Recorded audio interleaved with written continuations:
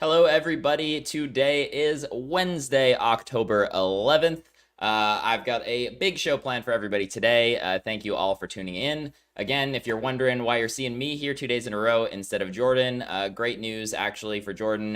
Nothing has gone wrong or anything like that. He's actually in the process of wrapping up a book on everything that's gone on in Flint, Michigan for the last decade. Obviously, Jordan has spent years and years and years on the ground covering that.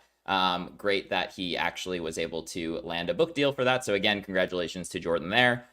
Today we're going to be covering two big stories that are going on. Some of them might not be as sexy as you're seeing in mainstream media, but I think these are two very, very important stories. We're going to start off the day first with two organizers from the Climate Defiance. These folks are the ones you might have seen kind of videos went viral yesterday and another one today interrupting an event with Transportation Secretary Pete Buttigieg, as well as a Deputy Energy Secretary today. We saw some videos earlier in the summer. Jordan's spoken with one organizer from their organization in the past as well. So excited to chat with those folks and for them spending the time here with us today. Beyond that, we're also going to be taking a look at some news kind of adjacent to what has been going on in East Palestine, Ohio, with the Norfolk Southern train derailment there. This isn't necessarily directly an East Palestine update, although stay tuned. I am working on getting some East Palestine residents back together again, either later this week or next week, to give an update on the show. We're absolutely not forgetting the tragedies that have gone on there. But the railroad, Norfolk Southern, currently trying to purchase a stretch of railroad owned by the city of Cincinnati, Ohio. The mayor, several politicians really pushing for Norfolk Southern to be able to purchase this. Sounds like a terrible idea because it is. There's a great story from The Lever that we're going to dive into, as well as some updates on where all of the contaminated water that is being used in the cleanup zone in East Palestine is currently headed at this point in time. Hint, they're shipping it around to go potentially poison some other towns. Not great, as you can imagine. But we're going to start off here on the climate change. I mean, obviously, we have had just a wild summer. And before we get in here, too, please smash the like button for folks who are just joining us right now. It helps gets this out to more folks. It's an easy, free thing you can do. If you haven't pressed the like button and you're here watching right now, please do so. Also, I try to keep an eye on the comments as we're going. Good to see the regulars in here for each and every day that we see. So get involved in the comments. We try to keep an eye on them, and super chats will be read at the end of the show. So please go ahead and do that. Without further ado here, though, I don't know what it's been like where you are, but I know where I live here in Austin, Texas, we have had a summer of just absolute record after record. Here, just personal anecdote, we had over 45 days in a row over 100 degrees. 45 days in a row over 100 degrees. That broke the record by 15 days or something like that. And then the break from that was a day where it was 99, followed by another week of 100. Things are absolutely not normal. That's just one anecdote. But Colin, we can go ahead and pull up this clip here from NASA, an article from NASA announcing summer 2023 was the hottest year on record, depicting global temperature anomalies for a meteorological summer in 2023, showing how much warmer the world is there. Obviously, the areas in darker red are warmer than normal, and I mean, you can see basically the whole map looking warmer than normal. Reading just a little bit from the article, the months of June, July, and August combined were 0.41 degrees Fahrenheit warmer than any other summer in NASA's record, and 2.1 degrees Fahrenheit warmer than the average summer between 1951 and 1980. Obviously, alarming numbers here. It's not just NASA showing these sorts of things, though. Colin, we can go ahead and pull up the one from I believe it's NOAA. Earth had its warmest August and June period on record, 5th consecutive month of high record global ocean surface temperatures. Should be just the next article, Colin, in there. There we go. Looks like it's loading up. I'll just continue to mention a little bit of what's in it here, but the global temperature average is showing in North America the warmest August and June on record. You've got Arctic sea ice extent. I know you guys can't see this on the screen right now. Colin's working on it. There's a little bit of a visual right there. If you can make that bigger for folks. Spain, they tied 2003 for its warmest August on record. Pakistan and India had prolonged monsoon rains overflowing major rivers. In Hong Kong, they had their warmest August and warmest summer on record. Thing after thing after thing here. Global ocean for the 5th consecutive month. Global ocean surface temperatures have hit record highs. The list goes on and on and on. It's not just in one place or another place. It's really all over the world where this is happening. And frankly, a lot of young folks around the world rightfully see this as their top issue. Just in the last couple days here, and really over the span of the summer, we've seen a few groups coming out and really letting their voices be heard here. But we can go ahead just before we bring on our two guests and play something that unfolded at a Pete Buttigieg event earlier in the week. We can go ahead and play that clip, and then we will introduce our guests to explain a little bit of what was going on there. And fossil fuels, Pete, and fossil fuels, and fossil fuels. Stop Petro Pete! Stop Petro Pete! Stop Petro Pete! Your DOT just approved the Seaport Oil Terminal, a project that will have 80 coal plants worth of greenhouse gas emissions and will worsen air quality in areas that already live in cancer clusters. This is about environmental racism, and it's about the climate impacts this project will have. Will you commit to stopping this project? Secretary, would you care to address this? Yeah, for sure. So this has to do with a set of... Describe what the proposal is, where it is, and where it is in the process. So I don't want to say anything off the cuff, but I respect where you're coming from. 80,000 comments have been submitted. Communities have spoken. Go Flink, stop Petro Pete! Stop, spot, and go Flink, stop Petro Pete! Stop, spot, and go Flink, stop Petro Pete! Think about why he said he cannot speak off the cuff on climate. Please, we're ready to. We're happy to have a conversation with Secretary Pete. And fossil fuels, Pete! And fossil fuels! And fossil fuels, Pete! Which side are you on, Pete? Which side are you on? Which side are you on, Pete? Which side are you on? That is just a taste of yesterday's event that, again, folks from Climate Defiance went in and successfully interrupted that event. I am pleased to be joined by Micah and Kat, both organizers from the Climate Defiance. Thank you both so much for joining us here live on Status Coup. I guess just to start off, Kat, if you don't mind kicking us off here, although if you think Micah should answer, that's all fine. Feel free to both answer these. What was the purpose, I guess, of yesterday's interruption, if you will? What was the goal that you were all trying to achieve that made you select this event specifically to target and make Secretary Pete look mighty uncomfortable, if I do say so myself? Yeah, I can talk a little bit about that. So the main thing we were protesting was the Department of Transportation's approval of the Seaport Oil Terminal, or SPOT, as you heard us chanting Stop, Spot, and Gulf Link. And with that, it's been going on for years and years and years. Frontline communities in Freeport, Texas, and Brazoria County, Texas, have been fighting against this project for a long time. They've submitted, over 80,000 comments to the public register. They have filed a lawsuit against Secretary Pete and the Department of Transportation for approving the project. Because, as you just saw, as you mentioned, being from Texas, all of the, really scary statistics about how the climate's changing, as you just saw, we don't need more fossil fuel expansion, but even more so, like, the community that is fighting against this does not need more petrochemicals. Worsening their air quality, worsening their water quality, and making it more difficult for them to live like long and happy lives.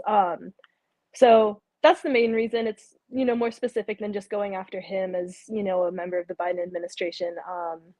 But, we don't usually get the chance to confront him, in our daily lives. And certainly the people in Texas aren't about to can't travel as easily to DC to tell him what they need from him.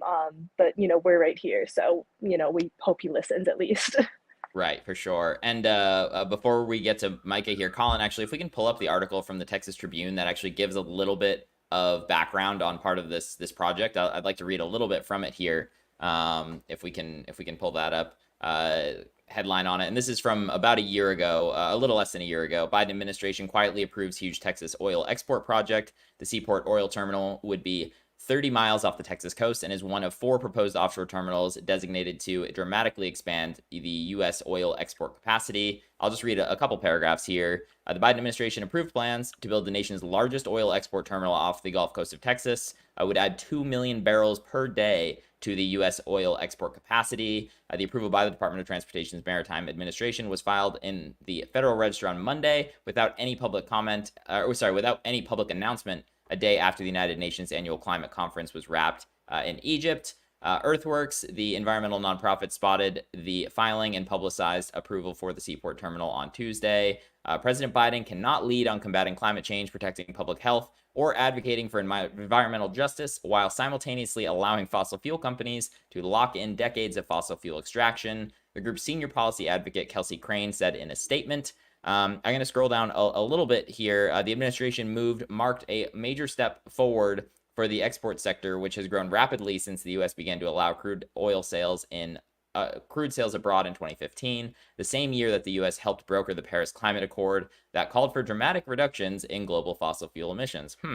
The offshore oil export terminal, the first to be approved of 4 proposed along the Texas Gulf Coast, will enable continued growth in the U.S. shale oil production and global consumption, dealing a substantial setback to the White House's own goals for drastic cuts in carbon emissions by 2030. The article goes on, but I'll leave it at that. So obviously, it looks like at least part of this project has been approved.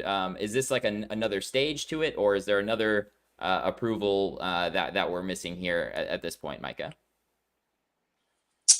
Yes, I can't speak to exactly the specifics of this, but I know that Pete has approved it. It has gone through his office, and there are a few lawsuits that are currently playing out as we speak, and it is within Pete's power to demonstrate his rejection of this. Like he is still the lead of this Department of Transportation. It has not started to be built yet. He is the lead guy here. Like we basically went to the top. Like who else are we going to ask? We're not going to go talk to the contractors. They're going to point us up. So we went to the top guy, and he is the only guy left to talk to. So I can't speak to exactly the nitty gritty of that process, but that's my take on it. Yeah, no, I mean, absolutely. And when you've got the Biden administration at this point, Colin, I believe I've got the next link here is talks about the Biden administration's first ever blueprint to decarbonize America's transportation sector that they put out earlier this year. And then simultaneously, this same exact administration is putting out plans to create the largest oil export facilities at the same time. It's a little contradictory, obviously. Just reading a little bit of this, it exemplifies the Biden-Harris administration's whole of government approach to addressing the climate crisis and meeting President Biden's goals of securing a 100% clean electrical grid by 2035 and reaching net zero carbon emissions by 2050. I won't read the whole thing because the audience, and I'm sure both of you are very familiar with a lot of the jargon and talk that the administration will have. I know that this is saying that clean electrical grid and zero carbon emissions in the U.S. and this facility is for exports. Maybe that's how they're twisting it. Oh well, we're not going to burn it here. We're just going to extract it from the ground here.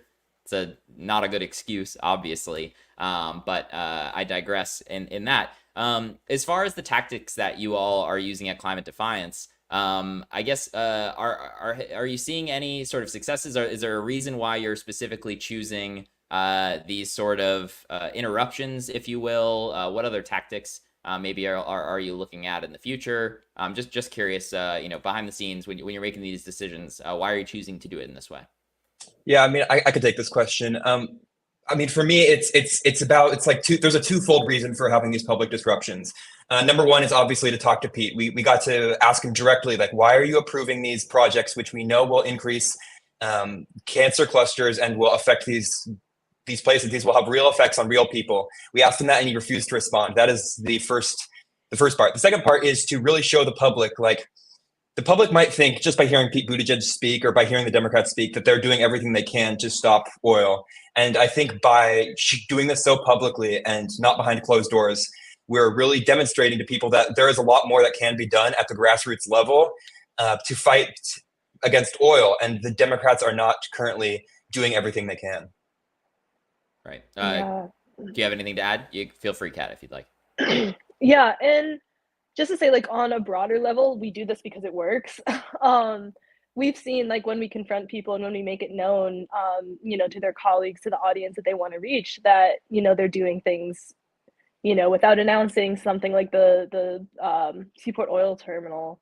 Like, we're announcing what they're doing, and, we're confronting them face to face, as Micah said. So, we've seen results too. Like, we've seen, I believe her name was a professor at Harvard whose name's escaping me.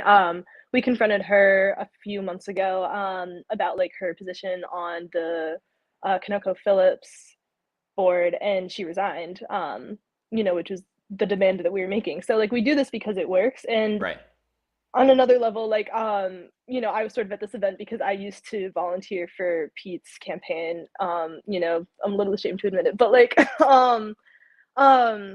Yeah, I mean, that's I'm it. from That New that Hampshire, that and yeah, that's it. I want to ask a question on that, if that's okay. I mean, it's even worse when some of these people, like, kind of project like they are hyper focused on these sorts of issues, and I feel like it's happening a lot with especially, like, trying to attract young voters, as young people are getting more and more involved in politics, voting in greater numbers, and making these promises, or at least, like, giving the appearance like they really care about these sorts of things.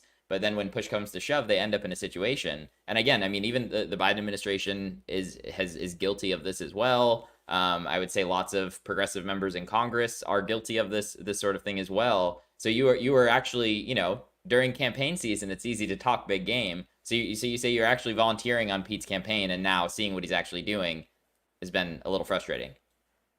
yeah, and, like, I won't get too into it, but on the ground, like, working for climate or working for, a campaign like that is so much different than, organizing with something like Climate Defiance. And, part of that is, like, the nature of, election seasons, like, very, I'd say, toxic maybe. Yeah. Whereas, like, what we're organizing on is, like, the basis of direct nonviolent action, and, with the tenets that come along with that, we're, like, encouraging the best in people. We're not trying to go after our competitors per se. And so, like,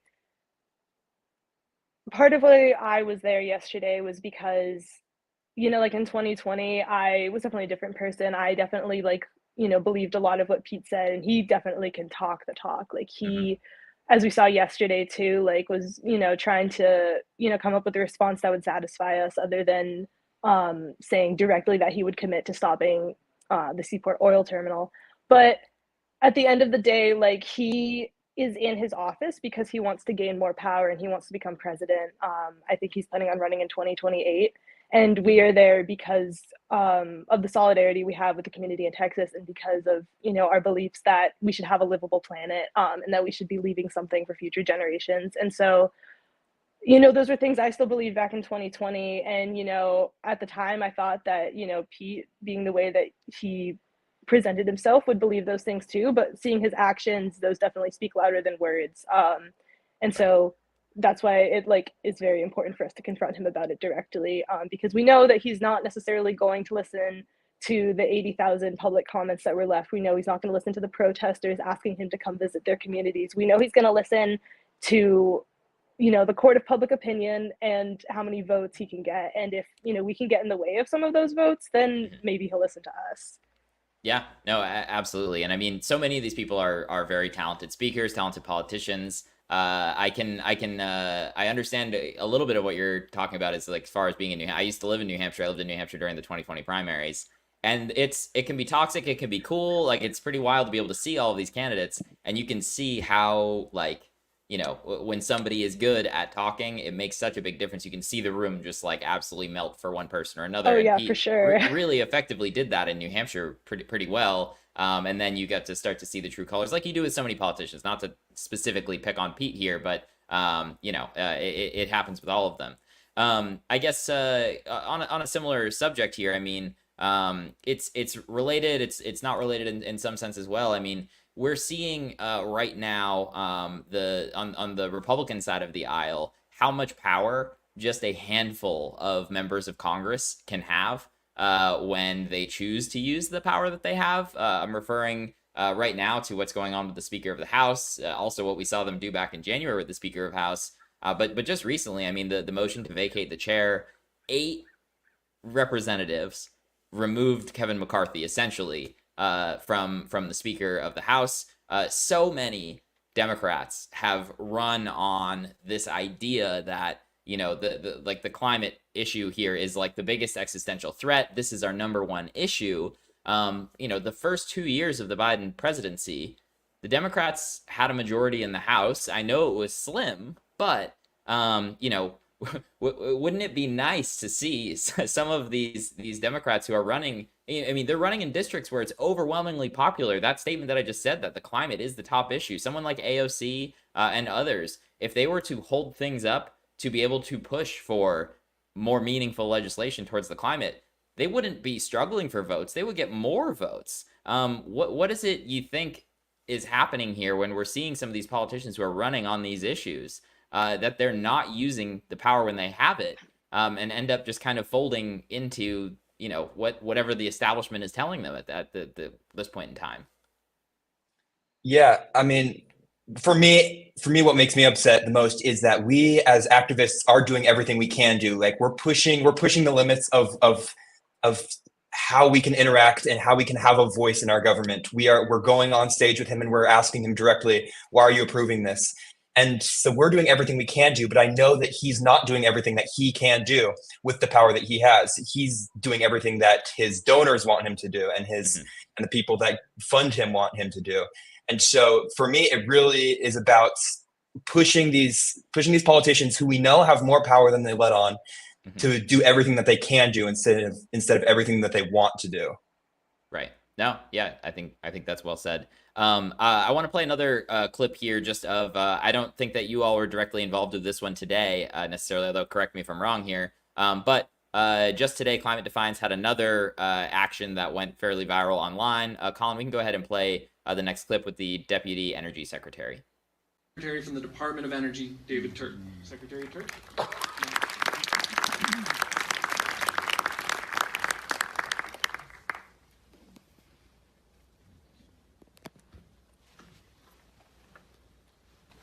Excuse me, Secretary Turk.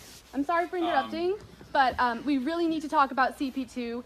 This is a massive proposed LNG terminal, and it only needs the approval from the Department of Energy, your department. So I'm calling on you today to please do as we've been talking about today. Listen to the youth and demand, please do not accept. Secretary Turk, we are very concerned about the CP2 project that is going up in Louisiana. We very much want you and the Department of Energy to say no to fossil fuel infrastructure such as this. We are deeply concerned about the climate and the environment, as you are. So we want to say no CP2. No CP2. No CP2. Turk, no CP2. No CP2, Turk. No CP2. No CP2, Turk. No CP2. No CP2, Turk. No CP2. No fossil fuels. And fossil fuels. And fossil fuels. And fossil fuels. And fossil fuels. And fossil fuels. And fossil fuels. And fossil fuels. And fossil fuels. And fossil fuels. And fossil fuels. And fossil fuels. And fossil fuels. And fossil fuels. And fossil fuels. And fossil fuels. And fossil fuels. And fossil fuels. And fossil fuels. And fossil fuels. Yeah, so that's, again, just kind of another direct action here, and from what I can understand, I mean, that bringing it to someone in the correct department who is going to be voting on this sort of thing. So I noticed that, and I was kind of, one of you brought it up already here, that like we're bringing it to the person who is the decision maker and interrupting at that specific person's event. And I think that that's a really smart way to do it, because, if they're not listening to your public comments, your emails, I mean, you see so many projects happen across the country. I see these things. So where I live in Austin, they're working on a freeway expansion right now, and you go through a public comment section and everyone submits, and it's like 99% of them are against it. And then they put out the next version of the project, and it's like, oh, well, now it's 4 lanes wider, but we added a little, they'll call it like a trail along the side of something. And it's like, oh, nice, a trail along a like 12-lane highway. Thank you. Like, that's what the public comment section gets you so often. So I would say great work on like bringing it directly to the people who are there. To kind of wrap things up a little bit here. So what sort of advice do you have for folks who want to, get more involved either with Climate Defiance directly, or maybe they're not as, brave or loud to be able to go interrupt an event like this? What sort of advice would you have for folks who want to get more involved to try to, help on this issue of climate and influencing their representatives and politicians? Kat, you can go first if you want. Yeah, I would just say that, like, sort of any way we can, try and build a better future for ourselves is, like, worth the effort that you're going to put into it. And with Climate Defiance specifically, like, I know I personally was a little hesitant and anxious, to, like, be as confrontational, because, like, normally I'm not a very, like, confrontational person, but, like, the organization has made it a lot easier for me to, step into that role and, accommodate the needs that I would need to be there. So, like, if you're hesitant about it, I would say, like, reach out to us on social media. It's just at Climate Defiance on, like, Instagram, Twitter, TikTok, that kind of thing. And, like, even if you're not, like, ready to stand up to someone like Pete, like, we're happy for any help, like, anyone can give. And in, like, a broader sense too, like, we're doing a lot of difficult work, like, confronting these people, but, like, we're also doing a lot of work, like, to build community. I know, like, personally in my life too, like, I do a lot of work with, like, the community garden at my school. So, like, this is a large part of, like, activism for me, but it's not the only part too. So, like, I feel like it's really important to say that as well, because, like, working with Climate Defiance does give me a lot of hope, and, like, it makes me feel like I have a lot more power than I would just on my own confronting these people or, like, submitting a public comment. And so that, like, allows me to continue that work in other aspects of my life, I guess, and vice versa as well. For sure. Micah, anything you want to add? Yeah, totally. I think that was really well said. I really love the point about building a community that doesn't necessarily believe that the end all be all is what the leaders say. We talked about how there's a lot of different issues that are connected with this issue of climate, because we talked about how this specifically is a racial issue. It's an economic issue. It's going to affect communities that are predominantly minority and that are poor. So I personally am also involved in other activism along lines of economic issues and all of those things. So I think it's really important not just to build a strong climate movement, but to connect that to a broader leftist movement that is challenging the narrative that our leaders are telling us. No, absolutely. Big thanks to both of you for taking the time. And again, you can search for Climate Defiance on any social media to go follow them directly and see if you can get involved locally. Thank you both so much for taking the time. We really appreciate it. And you're welcome back on anytime. Thank you so much. Thank you so much. Thanks. All right, again, that was Micah and Kat with Climate Defiance. Great hearing directly from folks who were involved. Again, both of them were at the event with Pete Buttigieg yesterday. Really love to see people, like I mentioned to them, bring it directly to the decision makers. And who doesn't love seeing some of the elites in politics, in corporate America, whatever it may be, feeling a little uncomfortable for once, and to be put in their place to realize that, hey, you actually work for these people, not for the donors, the corporate interests, and the like, who are really pulling so many of the strings behind the scenes, unfortunately, With that being said, please smash the like button to help get this out to more folks. We got to get more folks in here right now. Also, if you're seeing us for the first time right now, please hit subscribe down below. It's an easy way to help support us for free. We, if you don't know, have been on the ground covering the United Auto Workers strike for almost 25 days. This is where, you know, our cameraman John Farina was out there literally for 25 days in a row. He needs a little bit of a break right now. You had Jordan on the ground there. You had Tina, you had Ron Pacone on the ground, which was awesome to see. That's the sort of stuff we're normally doing. I mentioned East Palestine a bit at the beginning of the show. We are going to be talking about Norfolk Southern in a second here. You know, I've had 4 trips to East Palestine. Next week, we're looking to bring some East Palestine residents back on the show to get an update as to what is going on there. Jordan has spent, you know, 8-9 years reporting in Flint, Michigan, Kalamazoo, whatever it may be. There are not many independent media outlets that do more than just, you know, sitting in a studio talking.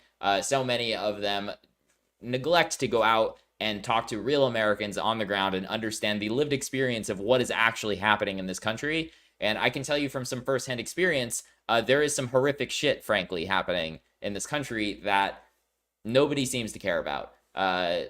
Everything is just status quo. Things continue to move on. And that is not okay. If you want to become a member and help support this sort of reporting, I know at the end of our UAW trip, our member website was down, but it is back up and running. StatusCoup.com/join is the place to do so for as little as $5 to $10 a month. It may not sound like $5 a month would be supporting us very much, but it really makes a huge difference when we get hundreds and thousands of people to chip in just at $5 a month. You also get exclusive access to member videos. We've had just, I believe, 1 or 2 posted in the last couple of days. One of them was actually Ron Pacone interviewing our normally behind the camera man, John Farina, about his 25 days on the ground with the United Auto Workers strike. You definitely don't want to miss that one. And a whole bunch more. We do monthly member calls, things of that nature. All right. With that being said, we are going to move on here now to something that kind of shocked me when I read this earlier today. Great story from Lever News from Julia Rock. Julia wrote some great pieces in the beginning of the East Palestine derailment story, actually, really diving into all of the specifics on the legislative side of things. Really in depth of all of the laws surrounding the braking systems and all of this sort of stuff. That was really who was breaking a lot of that news, was Julia Rock with other folks at Lever News. But Colin, we can go ahead and pull this one up here. I'm going to find it here as well. Toxic rail sale.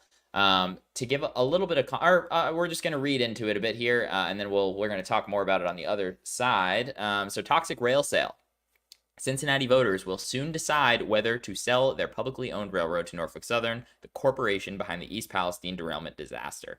Next month, the company behind an Ohio train derailment that triggered a toxic inferno and national scandal could close a lucrative deal. At the urging of elected officials and company executives, the state's 3rd largest city could sell railroad giant Norfolk Southern more than 300 miles of track, one of the last publicly owned stretches of rail line in America.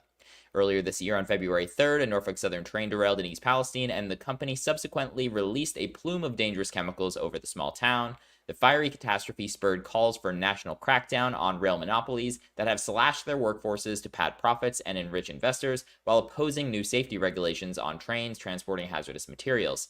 While no crackdown has occurred, the cloud of the disaster looms over a November ballot measure in Cincinnati, Ohio, asking voters to approve the sale of the city's publicly owned rail line to Norfolk Southern, which has been operating on the tracks since the 19th century. As part of the city's deal with Norfolk Southern, the rail company agreed to fund third-party campaigns to persuade voters to approve the sale in November. Now, voters are being bombarded with ads and mailers that argue ceding control of the railroad would be a win for residents by providing a tax-free source of funding for infrastructure projects without naming the buyer. Public ownership gives you control. It's an inherently flexible ownership form, said Thomas Hanna, the founder and president of the Institute for Democratic Economy and Society and an expert on public ownership. Quote, it allows you as a community to make certain decisions about what you would like to use that asset for and what you would like to not use that asset for. There's a lot of debate about what the railroad is worth in financial terms, but I think we have to consider what the railroad is worth in a larger perspective.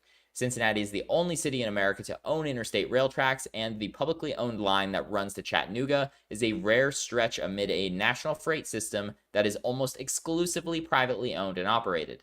The proposed sale would abdicate the city's ability to use the right-of-way as it pleases, slamming the door on future possibilities like securing better terms during lease renegotiations, running passenger trains along the line, or using the associated rights of way as a conduit for broadband or renewable energy infrastructure.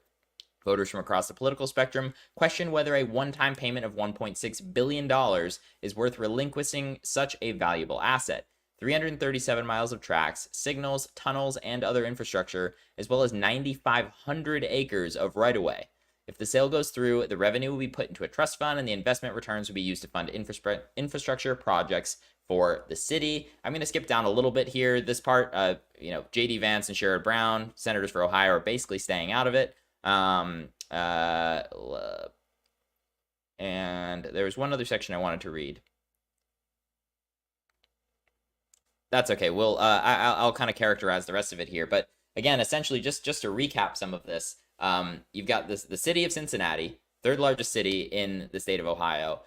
Currently, the city owns the right-of-way of the tracks. Now, in most of the rest of the country, the big three railroads own the rail right-of-ways. So that's, CSX, Norfolk Southern, BNSF. They own their rail right-of-way like 99 times out of 100.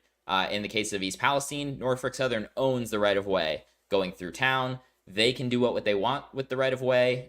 East Palestine doesn't, and other towns along the line don't really have any authority.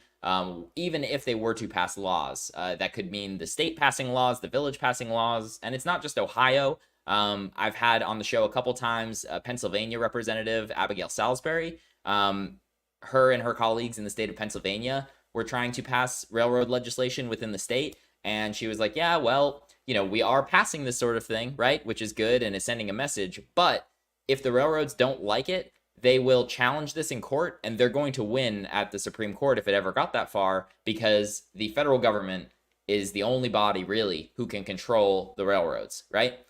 So, when you have a city-owned right-of-way, the city can make the decisions of what to do with that right-of-way.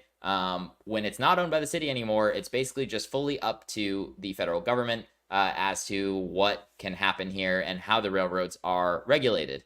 Since the East Palestine derailment, and I've said this a whole bunch of times, obviously Senator J.D. Vance and Sherrod Brown, the Democrat and the Republican from Ohio, as well as a whole bunch of other senators, put forward a Railway Safety Act, and it's gone exactly nowhere since this happened. Back in March, I said, if this isn't, if they don't pass this now, each day that this gets past the East Palestine derailment is another, the percentage of likelihood of this thing getting passed goes down and down and down until this bill is just turned into not anything real, but just some BS. So we did something. It's already basically at this point, but I digress. It's a whole mess. So at this point, again, the city is grappling with, do we sell this? Do we not sell this? Now, the mayor and basically all of the politicians in the city of Cincinnati are saying, sell the railroad. Let's sell it. There's been advertising campaigns going out. And Colin, I don't know if I added this too late or not. Do we have... okay. Give me a second. No, we're good. We do have that there. There's been an advertising campaign essentially that's gone out. And in those ads and whatnot, it isn't really saying that it's Norfolk Southern buying it. They're just saying, we're going to sell the railroad, we're going to sell the railroad, we're going to sell the railroad. Fortunately for folks in Cincinnati and the rest of Ohio, this isn't just up to the politicians. It is going up on a ballot measure. So the citizens of Cincinnati who technically own this are the ones who are going to decide. It'll be on the ballot in November. It is an off-election year. However, there is an abortion piece of abortion legislation on the ballot in November, so that could actually drive up turnout for this, and I think increased turnout, if the messaging gets out appropriately, could point this in the direction of voters being like, no, we don't want Norfolk Southern to own this necessarily, but if the message doesn't get out there, we'll ultimately see. The mayor, though, is shilling hard for this in Cincinnati. We've got a clip from the local news that I would love to play here, if we can go ahead and play that, Colin. So it's important for people to know this rail line is not just in the city. It goes way beyond the city. It includes the property. Norfolk Southern is the only railroad that will be able to buy it. It was the only option because it had been leasing the railway from the city. Their reputation took a big hit earlier this year with that East Palestine train disaster. So what do you say to people about safety aspects or worries about Norfolk Southern having all of this property and the railway? Yeah, I think it's completely legitimate and fair. And what I would say to those folks is the environmental and human catastrophe that is continuing to unfold in East Palestine is absolutely inexcusable. And we should absolutely hold Norfolk Southern accountable for staying in that community and helping pay for the response and the remediation. If you don't trust Norfolk Southern, if you don't want Cincinnati to have anything to do with Norfolk Southern, then you need to vote to sell, because by selling, we are divorcing ourselves from Norfolk Southern.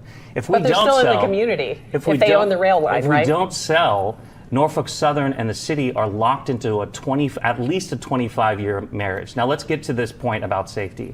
I agree. Safety is our top priority. But irrespective of who owns the railroad, whether it's us or Norfolk Southern, the federal government is the only entity that can regulate and manage the railroad. The city has no power. In fact, we're prohibited by federal law from doing that. So here's the fact pattern that keeps me up at night. So if you don't want to be married to Norfolk Southern anymore, you should literally sell them the land so that they're physically stuck inside of Cincinnati. What? Okay, so currently the lease situation is they've been doing leases every 25 years, and they're paying, I believe it was $25 million for those leases, which is probably far too low on the dollar amounts that they're charging. But it's not a marriage anymore, sure, I guess, if they buy the property, but it's more like a forced marriage. At least with a lease, at the end of the 25-year lease, you can end it and it's done.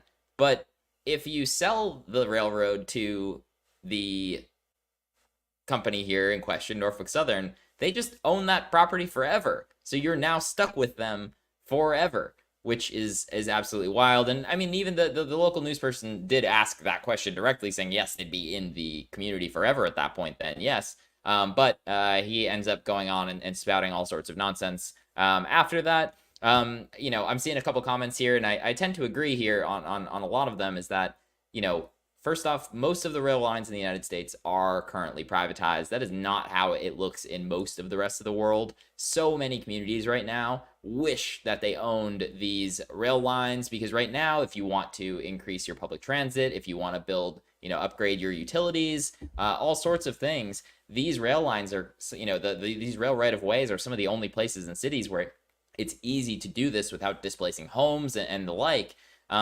Instead, you have these companies, these freight companies who own them, and when they own them, of course, they're going to have priority on using them, even though we have some very light garbage legislation saying passenger rail gets priority, blah, blah, blah, blah, blah. In practice, that's not actually what happens. So if you ever were, tying this back to climate, like at the beginning of this, if you ever did want to, increase alternative modes of transportation, whether that be, just like light rail or trains in your cities, or trains connecting your cities, high-speed rail, owning these right-of-ways is the way to do it. It's so much cheaper than building new right-of-ways and eminent domain on properties and all this sort of stuff. A lot of the right-of-ways are there. It's just that we've allowed corporate America to own them. At this point, it does not make any sense, to sell basically the last remaining stretch. I'm exaggerating a little bit. I'm sure it's not the last remaining stretch of public railway, but if anything, we should be going the other way and acquiring these railroad stretches, these railroad roadways back from the railways here and putting them back into public control. Definitely an interesting story there. I'm very curious to how it's going to come out. Colin, I think I pasted this in after I told you. Do we have the Facebook ad or do we not to play? It's only 15 seconds. If we don't have it, it's totally fine. Cincinnati, we have a big opportunity to upgrade fire stations to save lives, fix city roads, and improve parks and playgrounds. By selling this old freight railway, we will have the money to fix all that. Vote yes. So basically, again, not saying it's Norfolk Southern buying these necessarily, and just saying, vote yes to sell this and we'll build you new playgrounds and fire stations. None of the backstory, but that's how it works. Whatever.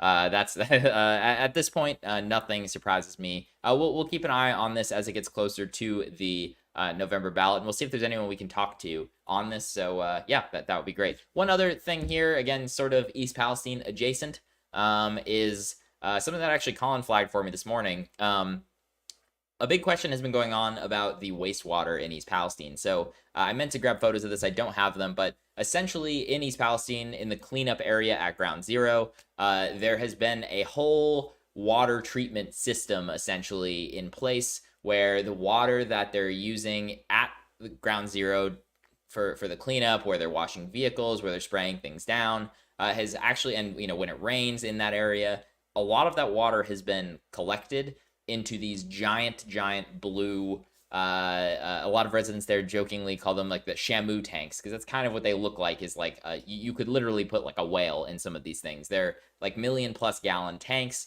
where the water is being held and treated in some fashion before now being shipped out of East Palestine to another town.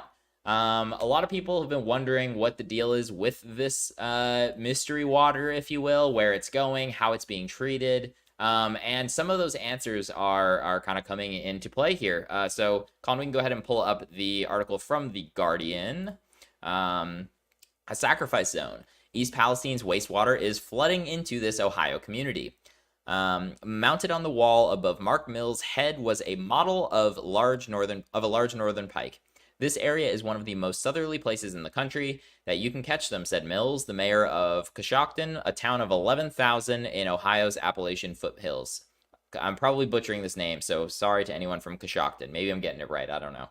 Coshocton's natural liberty and the outdoor pursuits industry attract thousands of people worldwide, generating $60 million annually for the local economy. The local visitors bureau sends packages to people in countries as far away as Poland. But Mills and many other locals are afraid all this is now under attack. In recent weeks, thousands of gallons of wastewater from February's toxic chemical derailment site in East Palestine, 100 miles to the north, are being delivered to an injection well outside of town. Owned by Buckeye Brine, a private company, the injection wells will see the wastewater pumped thousands of feet underground for storage. It has become a major concern for Coshocton residents and fueled protests. If you pump millions of gallons of something into the ground, at some point, it's going to affect everybody, Mills told The Guardian recently. It doesn't take a NASA scientist to know that all it's going to take is one geological occurrence of ground shifting, and we're going to be stuck with this issue. On February 3rd, 51 cars derailed from a Norfolk Southern train outside East Palestine, dumping about 100,000 gallons of hazardous chemicals and triggering a huge fire that burned for days. Hydrogen chloride, phosgene, a poisonous compound, were released into the air. Cleanup has lasted months and produced tens of millions of gallons of wastewater laced with vinyl chloride, a known carcinogen. Ohio's Emergency Management Agency reported in August that crews had collected and disposed of 88,500 tons of hazardous and solid waste and 28 million gallons of surface and groundwater characterized as hazardous waste. Buckeye Brine told The Guardian that the wastewater being injected underneath Coshocton is rainwater and runoff from vehicles collected after operating in the affected site. The federal and Ohio EPA says the wastewater has been treated to drinking water safety levels. I'm sure it is. The water is treated in batches and then sampled and sent back to the Environmental Protection Agency approved lab, Buckeye Brine's manager Susie Patterson said. The data for each individual batch is then sent to Norfolk Southern, the Ohio EPA, the US EPA for analysis and approval before being scheduled for transportation to Buckeye Brine. The article continues to go on here. If you want to read the whole thing, we'll make sure you've got a link there. But let me break it to you, folks. At this point, I have lost count of the amount of things that the EPA has lied about or mischaracterized as far as just the East Palestine debacle goes. That's the one that I know the most about. So I can't even imagine how many other things that they've been at the least mischaracterizing, if not lying about. So to say that this wastewater is being treated to drinking water standards, that doesn't mean a whole lot to me. who knows where these samples are coming from, how they're doing it. That's great that they're also sending it to Norfolk Southern. Cool. But to be taking this water and essentially injecting it into the ground for like underground storage, if it's treated to drinking water standards, why are you injecting it into the ground so that it's very difficult to find and test for anybody else? That feels a little weird to me.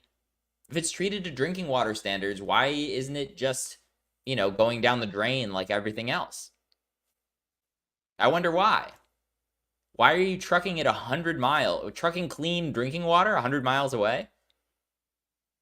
Last I checked, people in East Palestine are stuck drinking bottled water. And I want to be clear here and say I do not think the people of East Palestine should be drinking this water because I don't trust the EPA for a second. But this is clean drinking water that they're processing it right on site, and it's clean.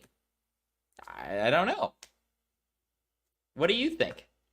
I mean, at this point, how many things have the EPA lied about, mischaracterized at this point?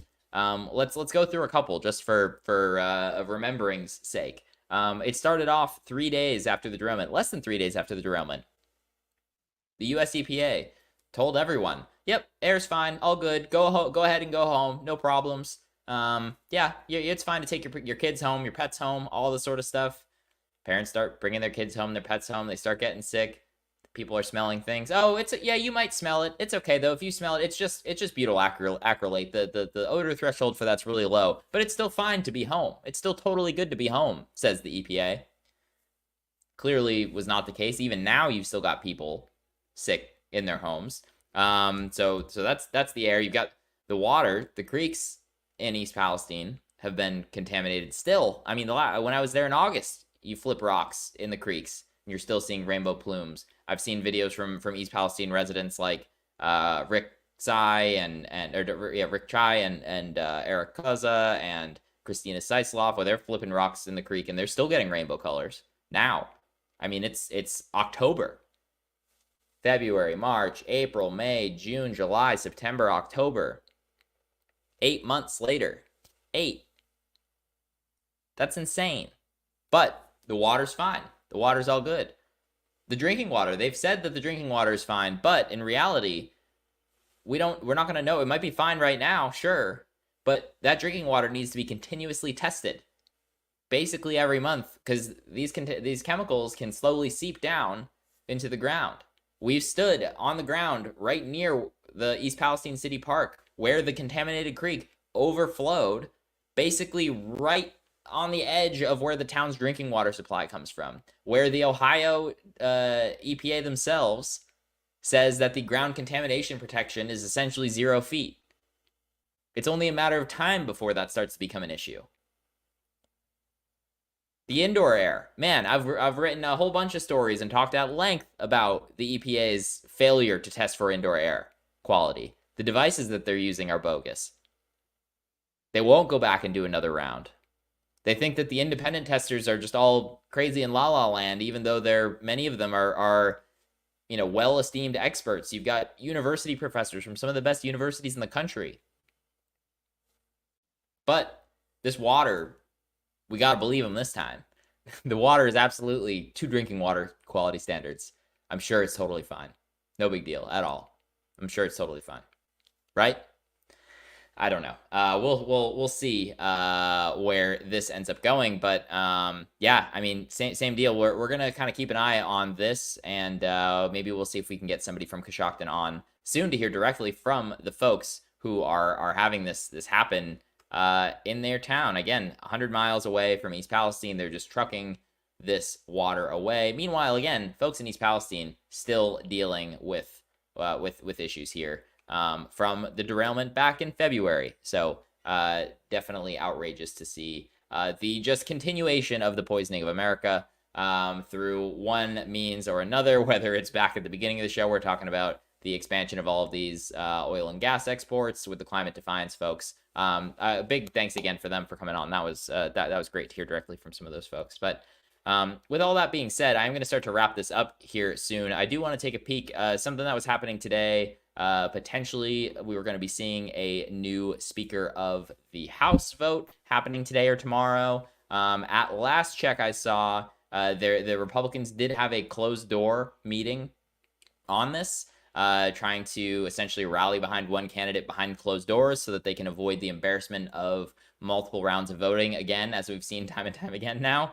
Behind closed doors, it looked like current GOP whip Steve Scalise won the majority of the votes. However, it was not the amount that would be needed to actually become the Speaker of the House. He ended up with, let's see, Steve Scalise did get the majority, but 107 members of the GOP voted for somebody else. Again, this is behind closed doors. I'm imagining a lot of those other votes went to Jim Jordan, but we'll be curious to see. Yeah, it looks like no real update there, but we very well could be seeing another showdown for the Speaker of the House. Again, that is still an empty seat at this point, as we sit here today. So we'll be definitely curious to see tomorrow if we get any updates there. I am going to go ahead here and read some super chats. It looks like we got a couple of them.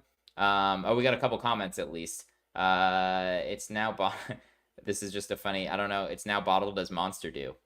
There you go. That's the that's actually pretty funny because the water did look interesting. Appreciate that comment. We did get a $6 donation online at statuscoup.com/donate. So $6 from Darlene. We appreciate that donation, Darlene. Thank you so much for donating. Again, that is another place you can donate. And yeah, we really appreciate that. Again, if you do want to become a member to support some of our on-the-ground reporting, statuscoup.com/join is the place to do so for as low as $5 to $10 a month to support the on-the-ground trips, such as the UAW strike coverage that we did all of the last month, essentially. East Palestine coverage, which we talked a little bit about right now, and so much more. If you're able to help us out in that way, statuscoup.com/join is the place to do so. With that being said, thank you all so much for watching today. Really appreciate it. And I'm going to be back again tomorrow. Same time, same place, right here on Status Coup. If you're not subscribed, please hit the subscribe button down below and you will be notified if you click that bell to make sure you make it in time for tomorrow. Thank you all so much for watching. Really appreciate it and have a fantastic night.